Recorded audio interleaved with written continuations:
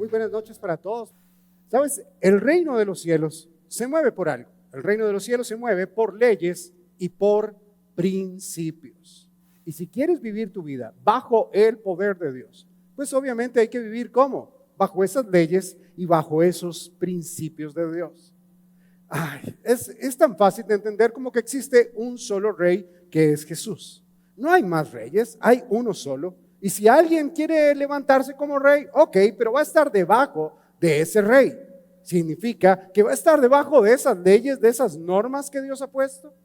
Y a veces creo que tú y yo nos complicamos demasiado queriendo vivir nuestra vida a nuestra manera, queriendo adaptar todo a nuestra forma de pensar, a nuestra forma de sentir, a nuestra forma de querer vivir. Y el reino de los cielos, insisto en esto, el reino de los cielos no funciona bajo leyes humanas, no funciona bajo antojos humanos, no funciona bajo nuestras reglas, no, funciona de acuerdo a lo que Dios ha diseñado. ¿A lo que quién ha diseñado? Venga a nosotros tu reino y que se haga tu voluntad. Le pedimos eso al Señor. Ahora, hay una traducción de ese mismo versículo que está en Mateo capítulo 6, verso 10, que es la traducción del lenguaje actual, que me llamó mucho la atención como lo dice. Dice así: ven y sé nuestro único rey, que todos los que viven en la tierra te obedezcan como te obedecen los que están en el cielo. Me pareció linda, ¿verdad? Es una linda traducción. Creo que se sale un poquito de las traducciones normales que conocemos. Muchas de ellas las conocemos, sí, de voz a voz, ¿verdad? Que alguien nos enseñó el Padre Nuestro a su manera y pues se perdió cierta esencia. Pero esta traducción, ven y sé nuestro único rey, que todos los que viven en la tierra te obedezcan como te obedecen todos los que están en el cielo. ¿Sabes qué me gusta de la voluntad de Dios? Me gusta de la voluntad de Dios, que como la define la Biblia, es buena, agradable y... Bueno, por si no lo sabías, la Biblia dice que la voluntad de Dios es buena, agradable y perfecta. Pero lo que más me gusta de la voluntad de Dios es que nunca es impuesta. Dios no dice como, hey, tú vas a vivir bajo mi voluntad, pero yo no quiero, no, de malas. No, Dios no te va a forzar a eso. Es más, tú puedes orar, Señor, que se haga en mi vida tu voluntad, y cuando ves venir la voluntad de Dios, hacerte a un lado y dejarla pasar como si nada. Eso es lo que me gusta de la voluntad de Dios. ¿Por qué? Porque refleja el carácter de Dios. Refleja que tenemos un rey, sí, pero un rey que es bueno, un rey que nos enseña. Tenemos un padre, bueno, si está dentro del contexto del Padre Nuestro, entonces tenemos un padre que quiere lo mejor para nosotros, ha diseñado lo mejor para nosotros y nos respeta, nos ama y nos valora tanto que espera que nosotros decidamos vivir en su voluntad o no. ¿Eres tú quien decide vivir en la voluntad de Dios o fuera de ella? Porque no hay otra manera, ¿verdad? O estás dentro o estás fuera. Si no, es que estoy cerquita, o sea, estás fuera. Es que hay ciertas cosas de la voluntad de Dios que me gustan y otras no. No, o sea, es buena, agradable y... Entonces, ¿cómo no nos puede gustar vivir en una voluntad que es así? En una voluntad que va a hacer que todas las cosas en nuestra vida, escucha bien, se alineen al plan que Dios tiene con nosotros. No al plan que nosotros simplemente queremos hacer, no a lo que nosotros soñamos o creemos que nos hace falta. No. Es al plan que Dios, el Rey eterno, el creador de los cielos, del universo, de todo lo que existe, es a ese plan que Dios quiere involucrarnos y invitarnos a que nosotros nos involucremos dentro de eso. Ahora, esto requiere que tengamos un cambio en nuestra manera de pensar. Venimos tan acostumbrados a pensar como nos enseñaron a pensar. Sí, lo que dije no es muy profundo, pero es toda la verdad. Sí, porque en tu casa te enseñaron a pensar de una manera. En tu casa, de acuerdo a tu crianza, de acuerdo a tu historia de vida, te enseñaron a pensar de una manera. Cuando fuiste al colegio, en tu colegio, depende de dónde hayas estudiado, te enseñaron a pensar de una manera. Te heredaron una forma de ver el mundo, una forma de ver la vida. Es más, de repente, a la primera iglesia que llegaste no fue a casa de Dios. De repente naciste en el Señor, en otra iglesia, y te enseñaron a pensar de Jesús de acuerdo a la manera de esa iglesia. O de repente llegaste y, bueno, no sé, te enseñaron algo distinto de lo que la Biblia enseña, algo distinto de lo que el carácter de Dios te dice que debe hacerse. Porque nos enseñaron a vivir así. Y a veces nos enseñaron a vivir como si como si estuviéramos dentro de la voluntad de Dios, pero estamos fuera. El pasaje de Pablo que dice que el Señor les dé su paz, ¿verdad? Y el Señor Jesús dijo, yo les doy mi paz, pero no una paz como se las da. Pero ¿sabes cuál es la paz que queremos? La paz que nos da más que la paz que nos da el Señor. De repente hoy están angustiadísimos porque es 31, pero mañana vas a estar feliz. ¿Por qué? Porque es primero y te pagan. Pero no se trata de esa paz que te brinda el mundo, no se trata de esa tranquilidad, no, se trata de una voluntad total de Dios, donde Él quiere que su paz reine en ti. ¿Por qué? Porque Él es el Rey. ¿Él es el qué? Entonces deberíamos vivir todo el tiempo en la paz que ese Rey nos brinda. En la tranquilidad de saber que, escúchame, todo está cubierto en nuestra vida. En la calma que produce el saber que el amor de Dios lo suple todo. Que necesito que tú lo comiences a entender cada vez más. Porque para algunos es, siquiera ya se acabó agosto. Pero qué mes tan largo. No te preocupes, te tengo una buena noticia. Vienen 4 meses más, de los cuales quedan 3 con 31 días. Así que no te afanes. No se trata del mes que sea corto o largo. Se trata de que tú dices, un mes más largo, genial. Tengo un día más para disfrutar de la voluntad de Dios. Cuando hablamos de la voluntad de Dios, hablamos de lo más maravilloso que puede haber en la vida. Cuando hablamos de que Dios quiere que estemos en medio de su voluntad, es lo mejor que puede pasar. Queremos cambiar resultados en nuestra vida, pero ¿sabes qué? Queremos hacerlo a nuestra manera, queremos hacerlo a nuestro acomodo. Alguien decía, creo que era Einstein el que decía que una de las definiciones de locura es hacer todas las cosas igual todos los días y esperar un resultado diferente. Y tú y yo queremos la bendición de Dios y ¿sabes qué? Hacemos todas las cosas exactamente igual todos los días y queremos un resultado diferente y no se puede. O sea, sabemos que hay cosas, de repente aquí haya alguien, no puedo decir que todos, pero de repente haya uno, de repente seas tú, que diga, yo quiero hacer las cosas en la voluntad de Dios, menos esto. O sea, quiero hacer lo que me conviene, pero esto no porque me duele dejarlo, esto no porque lo amo demasiado. Entonces, escúchame, no estás dejando que Dios sea rey, estás dejando, o más bien, te estás poniendo tú a ti mismo en el lugar de rey, de ser rey en tu vida. Pero ¿por qué no tengo resultados? ¿Por qué vivo con tanto estrés? ¿Por qué vivo con tanto afán en mi vida? ¿Por qué vivo con tantos problemas en medio de mi casa o de mi familia? Ok, pregunta. ¿Has cambiado algo o sigues haciendo todo igual? No, pastor, estoy haciendo todo igual con la diferencia de que oro y le digo al Señor que cambie las cosas. Ok, la pregunta es, ¿tú has cambiado? No, pastor. Ajá. Insisto en decirte esto, la voluntad de Dios, tenemos un Dios tan bueno que jamás impondrá su voluntad sobre tu vida. De hecho, te lo digo así. Tú elegiste venir esta noche. Yo sé que si te hubiera dicho, el Espíritu Santo te llamó para que tú vinieras esta noche, estuvieras aquí, porque hay una palabra de Dios para ti, ahí sí dices amén. Pero como te dije, esa decisión la tomaste tú. Pues sí. Pues sí.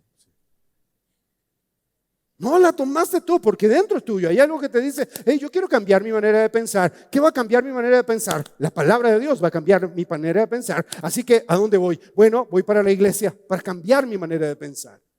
Hay cosas que impactan nuestra vida. Escúchame, hay cosas que impactan nuestra vida. Nuestro pensamiento, música impacta nuestra vida. Conversaciones que tenemos impactan nuestra vida. Y la pueden impactar tan fuertemente que la misma Biblia dice, hey, tengan cuidado con las conversaciones que tienen, porque malas conversaciones te pueden echar a perder buenas costumbres. Así que ten cuidado también con la música, ten cuidado con lo que ves, con lo que aprecias, porque todo te puede echar a perder. O sea, todo te mete en un rol de voluntad que a veces no es el que tú quieres. Pregunto, ¿a quién le gusta andar triste y deprimido? Sin embargo, mucha de la música que escuchamos es triste y deprimida. Ay, pastor, pero es que me despierta algo aquí. Obvio. Pero mientras Dios busca que tu lamento sea cambiado por alegría, tú sigues pensando igual. No, es que estoy triste y necesito estas canciones tristes para poder seguir estando triste, porque yo siento que necesito llorar. Mira, si sientes que llorar te desahoga, échate limón en los ojos, te hace llorar. Bueno, de repente es un poco cruel. Bueno, pélate unas 3 cebollas. Te van a hacer llorar y ya, pero es mejor la cebolla que ese tipo de música que te lleva a lo incorrecto. Porque mientras algo te despierta, algo físico, lo otro está impactando tu alma. Y está hasta ladrando tu alma una y otra vez. Oh, qué mal estoy, qué mal estoy, qué mal estoy. Pero si cambias de manera de pensar, vas a cambiar la manera en cómo haces las cosas. Yo escribí algo, dice, lo más necio que podemos hacer es saber que hay cosas que debemos cambiar porque nos producen malos resultados y no cambiarlas. Lo más necio que podemos hacer es no cambiar, es saber que hay cosas que debemos cambiar porque nos producen malos resultados y no las cambiamos. ¿Sabes? Lo anticipé ahorita, hice un pequeño spoiler, pero ¿sabes? Muchas veces cuando no queremos cambiar las cosas es porque somos demasiado orgullosos para cambiarlas. Proverbios capítulo 16, verso 18. Es uno de los versos donde es una alerta del cielo. Después del orgullo viene la caída. ¿Quién quiere caer? ¿Quién quiere que su vida sea destruida? ¿Quién quiere que le vaya mal en la vida? Pues entonces evita todo tipo de orgullo. Empieza por ahí. Proverbios, ¿qué? 16, 18. Todo orgullo te va a llevar a pecar. ¿Por qué? Porque vas a centrarte en ti mismo. Todo orgullo te impide, no te va a dejar avanzar, te impide cambiar y entonces te va a dirigir al fracaso, que es donde no quieres estar, pero entre más orgulloso seas, más fracasado serás. Ahora hay 2 maneras, por lo menos 2 maneras en cómo podemos identificar si estamos haciendo bien o mal las cosas. Una es que nosotros nos identifiquemos, o sea, que nosotros, nos examinemos a nosotros mismos y digamos, bueno, me examino y cómo estoy haciendo las cosas, bien o mal. O la otra es que tú sientas que todo lo haces bien y tengas que esperar a que alguien más venga a juzgarte o a calificarte. Y al menos a mí no me gusta que me anden juzgando o calificando. No sé si a ti te gusta. ¿A alguien le gusta que lo señalen y le digan, si ve, usted tiene la culpa? ¿A alguien le gusta? Levante su mano, con eso todos lo señalamos, por favor. No, que le andan diciendo a uno, hey, qué mal estás, qué feo se ve esto, qué incorrecta. Oh, no nos gusta que nos critiquen. Entonces, si no te gusta, entonces hagámoslo inteligente. Examinémonos nosotros, busquemos al Señor, busquemos que sea en su presencia, en medio de Él, buscándolo en un tiempo de oración donde podamos decirle como David, Salmo 139, verso 23 y 24, examíname, oh Dios, conoce mi corazón, pruébame, mira mis pensamientos, si estoy mal, por favor, condúceme por el camino que me dirija siempre a ti.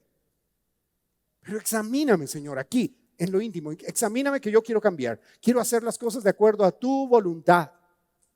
Quiero hacer las cosas de acuerdo como tú quieres, no volver a embarrarla, porque si sigo pensando como yo estoy pensando, ¿sabes qué? Señor, bueno, tú ya sabes que voy a embarrarla. Entonces imagínate uno orar el Padre Nuestro y no pasar de la tercera frase. Que se haga tu voluntad. No, pero la parte de que el pan de cada día llegue todos los días, ese nos gusta.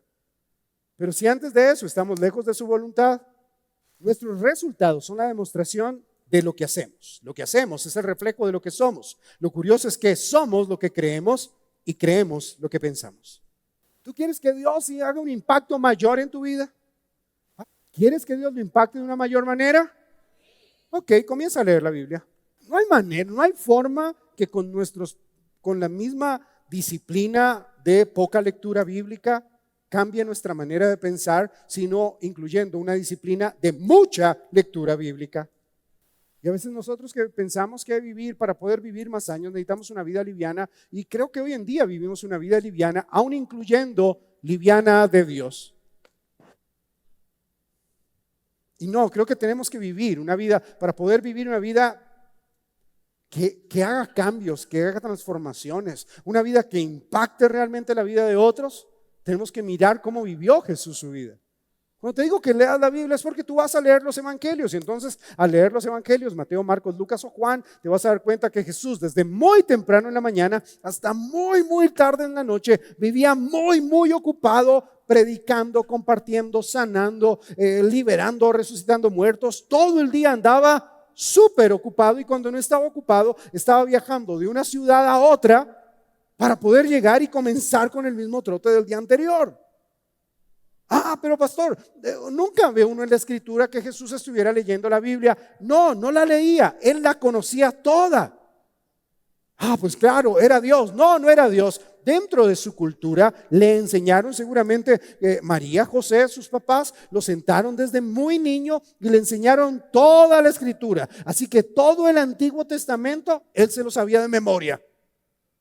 El asunto está en que tenemos que renovar nuestro entendimiento. ¿Por qué? Porque necesitamos un nivel mayor de fe. Yo no sé si tú quieres los mismos resultados que has obtenido hasta el final del 8º mes, los quieres para los próximos 4 meses del año. Yo no sé si tú estás esperando algo más grandioso de parte de Dios. Yo no sé si tú estás esperando un milagro de parte de Dios, que tus finanzas cambien porque cambia tu trabajo. Pero como te lo hemos dicho una y otra vez, si quieres más ingresos, ¿sabes qué? Prepárate, porque para tener más ingresos vas a tener que trabajar más, vas a tener que estar más activo. Pero si quieres más bendición en tu vida, ¿sabes qué? Vas a tener que esforzarte mucho más de lo que te has esforzado hasta el día de hoy. Esa es la manera de vivir, pero hay que renovar la mente. Tenemos que renovar nuestra mente. Romanos capítulo 12, verso 2. No se amolden al mundo actual, sino sean transformados mediante la renovación de su mente. ¿Sean qué? ¿Mediante qué?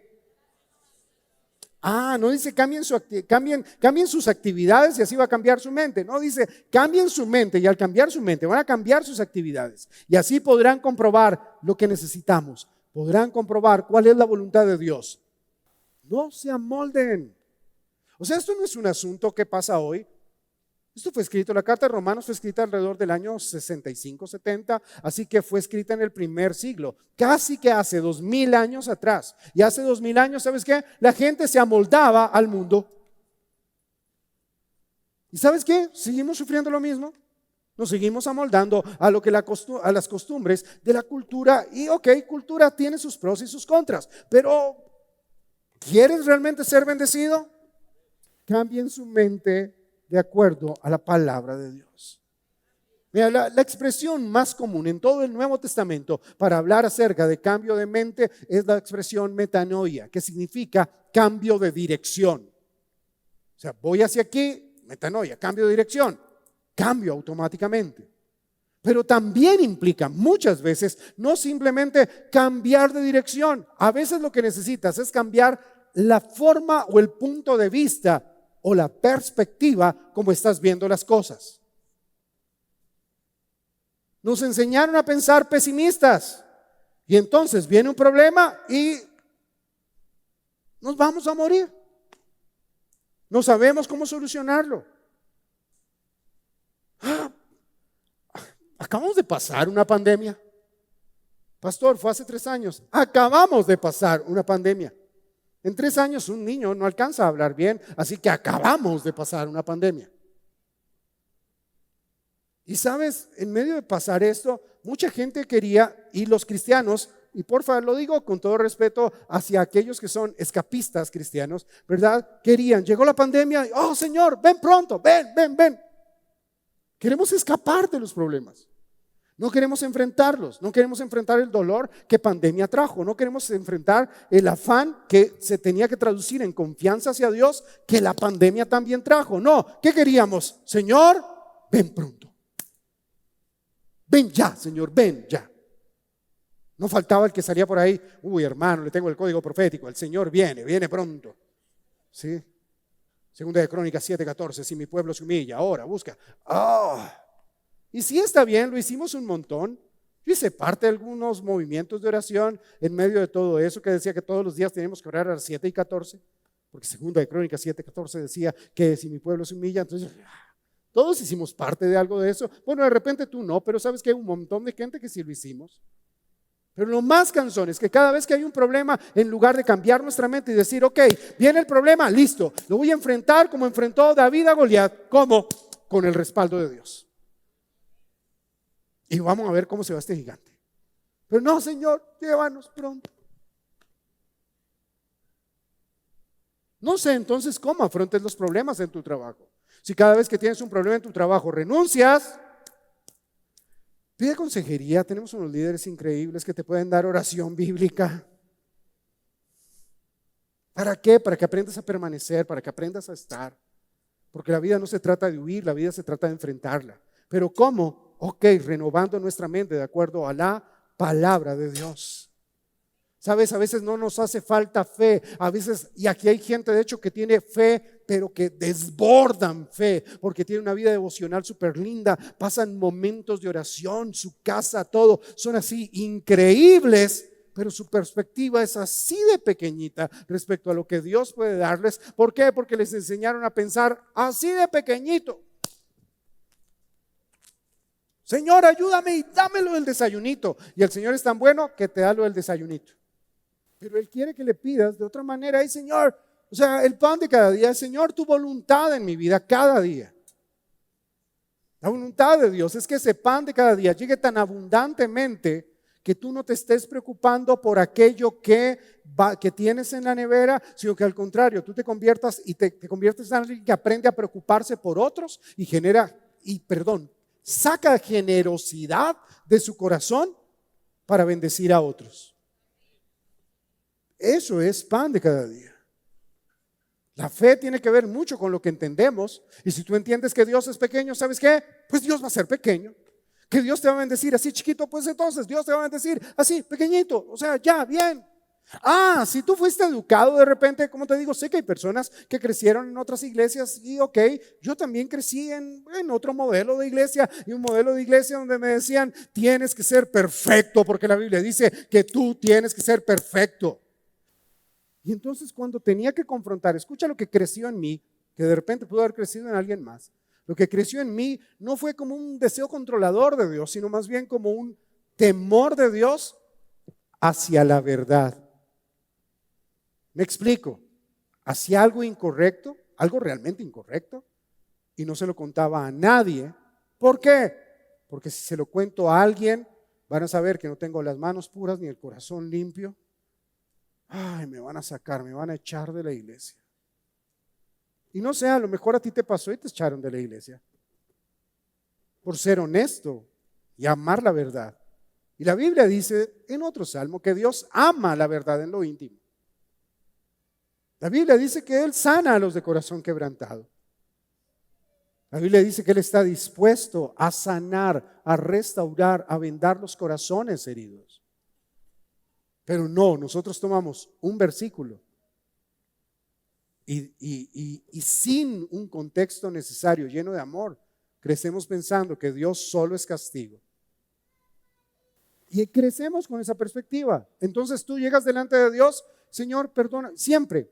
Comienzas tu oración y puedes comenzarla así porque te acostumbraste a esto. Señor, hoy te pido que me perdones por todo lo malo que he hecho. Y te acabas de despertar, pero te despiertas siendo culpable. Si abres los ojos y ya sabes, eres culpable. Entonces no puedes pedirle nunca nada grandioso a Dios. Y Dios, que es bueno, como un buen papá, de repente te permite algo grandioso, algo que anhela tu corazón. Dios te lo da y ¿sabes qué dices tú? Yo no merezco esto, Señor. O sea, en lugar de disfrutarlo, en lugar de decir, bien, Señor, gracias, eran las vacaciones que quería, era, no sé, el día de la salida a Piscilago que estaba anhelando, era lo que sea, de veras, porque hay gente que ni va a Piscilago porque piensa que no puede disfrutarlo y que no se lo merece, pero el día que puedes disfrutarlo, el momento que tienes, ay, Señor, yo no merezco esto, Es que tú eres muy bueno. ¡Oh!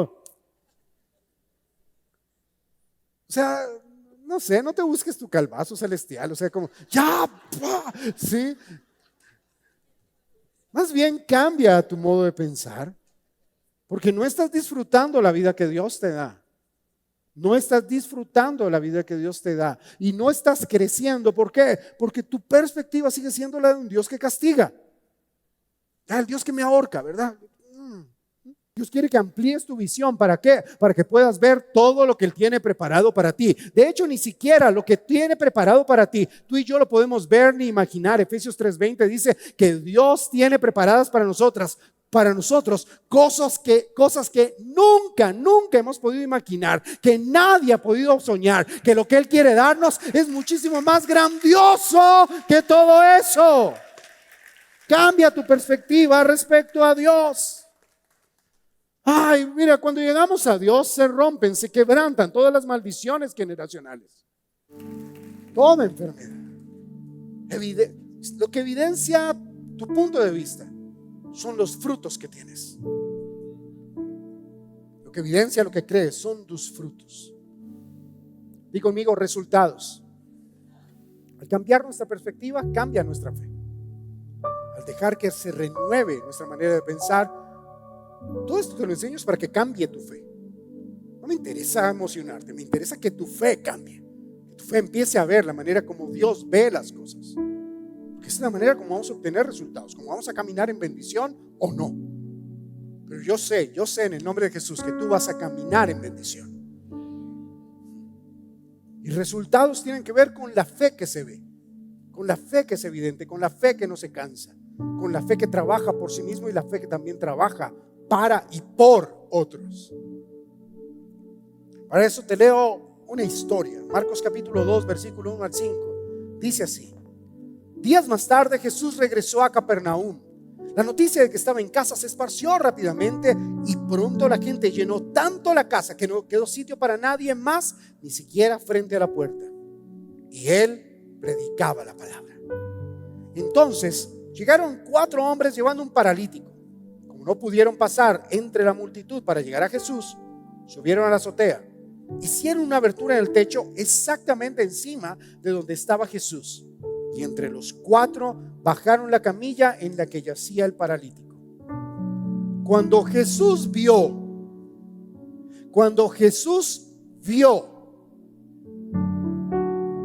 la fe de ellos, le dijo al paralítico: hijo, tus pecados quedan perdonados.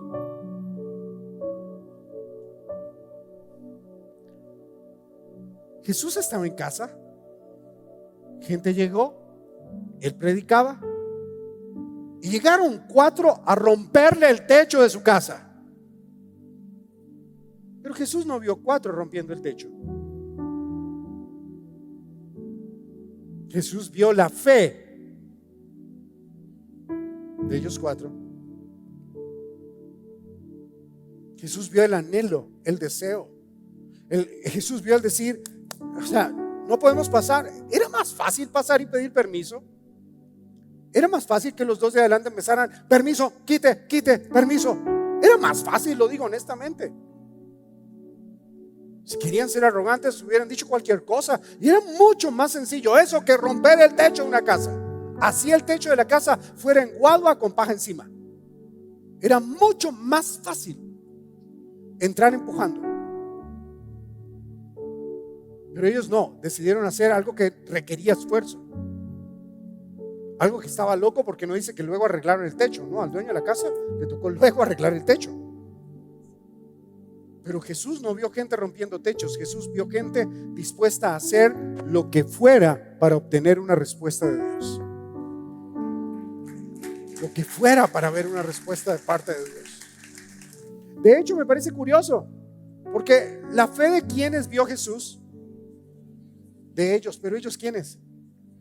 Los amigos. ¿Alguno de los 4 era paralítico?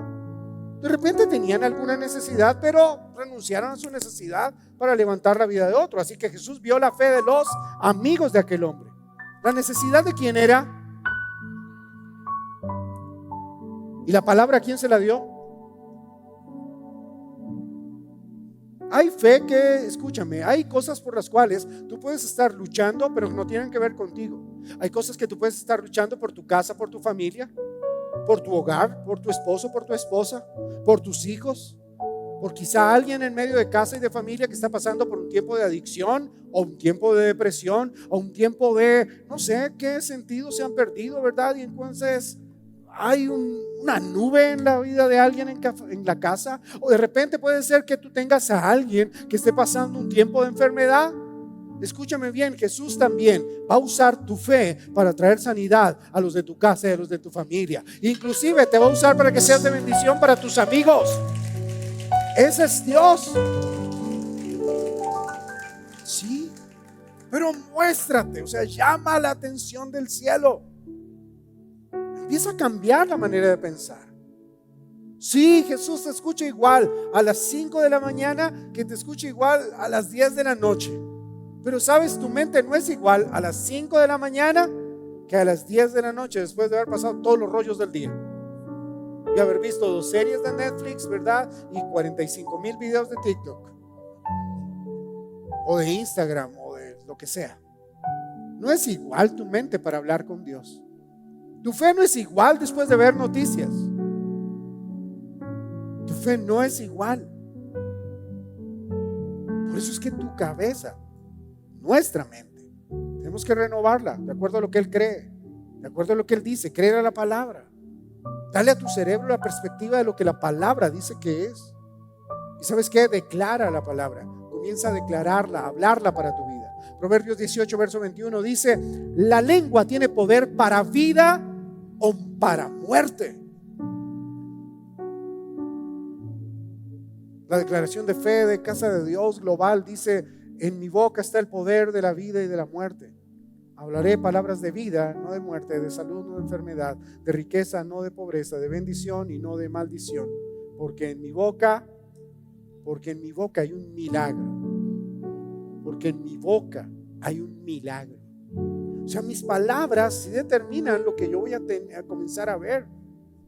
Esa es la razón por la cual el proceso cerebral de lectura lo leemos, pero todo lo que leemos lo estamos hablando. Quiere decir que lo que estás hablando lo estás escuchando y se está haciendo una doble-fijación en tu cerebro. Sí, tiene que ver con eso. De que lo que tú hablas se va procesando en tu vida, se va procesando en tu vida, se va procesando en tu vida. Comienza a hablar lo correcto. Comienza a hablar lo que Dios declara. Un cambio de mentalidad, ¿para qué? Para administrar. Un cambio de mentalidad, ¿para qué? Para producir. Un cambio de mentalidad, ¿para qué? Para que aquello que vas a producir lo vas a invertir y eso te va a venir a dar un resultado completamente diferente. Hay que empezar a hablar lo correcto. ¿Hablar qué? Porque en tu boca está el poder de vida o de muerte. ¿Y por qué hablar lo correcto? Porque las palabras que salen de tus labios son el reflejo de lo que hay en tu corazón. Siempre tus palabras se evidenciarán. Siempre lo evidenciarán de esa manera. Escucha, mira, tus palabras y mis palabras son tan importantes que si quieres cambiar tu eternidad, debes confesarlo con tus labios. Romanos capítulo 10, versos 9 y 10 dice así: que si confiesas con tu boca que Jesús es el Señor, que si ¿qué?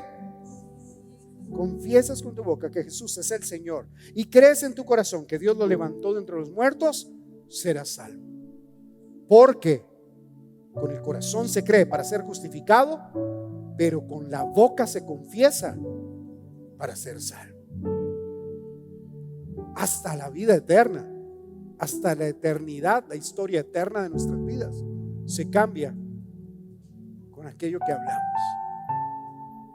Entonces vale la pena creer. Vale la pena creer locamente que va a ser Dios quien va a bendecir nuestra vida. Vale la pena creer con toda intensidad que va a ser Dios el que va a permitir que este último cuatrimestre del año,